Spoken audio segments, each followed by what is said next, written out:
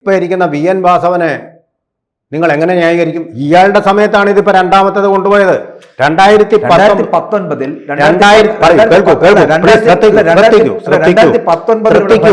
Clear ആക്കിയിട്ട് അങ്ങോട്ട് പോവാം. അല്ല അങ്ങനെയല്ല, 2019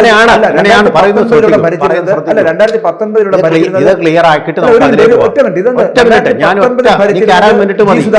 2019 സ്മാർട്ട് ക്രിയേഷൻസ് കൊടുത്ത ഗ്യാരണ്ടി എന്ന് പറയുന്നത് നമ്മളത് പിന്നെ ലിങ്ക് ചെയ്യാതെ പോയിട്ട് കാര്യമില്ല. 43 വർഷത്തേക്കുള്ളതാണ്. 2019 2025 തമ്മിലുള്ള വ്യത്യാസം 43 വർഷമല്ല, വെറും 6 വർഷം. 6 വർഷത്തിന് ശേഷം എന്തുകൊണ്ട് കൊണ്ടുപോയി? ചോദ്യത്തിന് ഇന്ന് വരെ ഉത്തരം കിട്ടിയിട്ടില്ല. 2025 എന്ന് പറയുന്നത് ഇപ്പോഴാണ്. ഞാൻ പറയുന്നത് 2019 കാര്യമാണ്. 2019 കൊണ്ടുപോയതിനു ശേഷമാണ് ഇതിന്റെ സ്വർണ്ണത്തിളക്കം നഷ്ടപ്പെട്ടിരിക്കുന്നത്. അവിടെയാണ് ചെമ്പുപാളികളായത്. 2019 അപ്പോൾ ദേവസ്വം ഭരിച്ചിരുന്ന G. സുധാകരനാണ്. അപ്പോൾ ദേവസ്വത്തിന്റെ പ്രസിഡന്റ് എന്ന് പറയപ്പെടുന്ന പത്മകുമാറാണ്. ഇവർക്ക് രണ്ടുപേർക്ക് ഇതിന് പിന്തിരിഞ്ഞ് നിൽക്കാൻ പറ്റും. ഇപ്പൊ 2025 കാര്യം VN വാസവൻ സമ്മതിക്കുന്നു.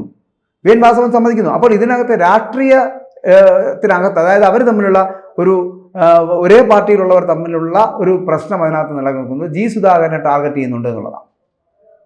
അതൊന്നും എനിക്കറിയില്ല. ഞാൻ പറയുന്നത് 43 വർഷം അവിടെ ഗ്യാരണ്ടി തന്നിട്ടുള്ള ഒരു സാധനം 2019 43 വർഷമെന്ന് പറയുമ്പോൾ 2025 അല്ല, 43 വർഷം കൂടി കഴിയണമെങ്കിൽ 59 കഴിഞ്ഞ 2063 ആവണം.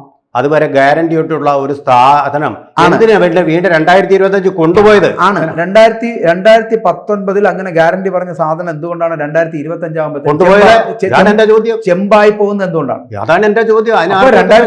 2019 കൊടുത്ത ഗ്യാരണ്ടി ഇല്ല. അന്ന് അങ്ങനെയാണെങ്കിൽ കൊണ്ടുപോയ സാധനം തിരിച്ചു കൊണ്ടുവരുമ്പോൾ മഹസർ എഴുതിയിരിക്കും.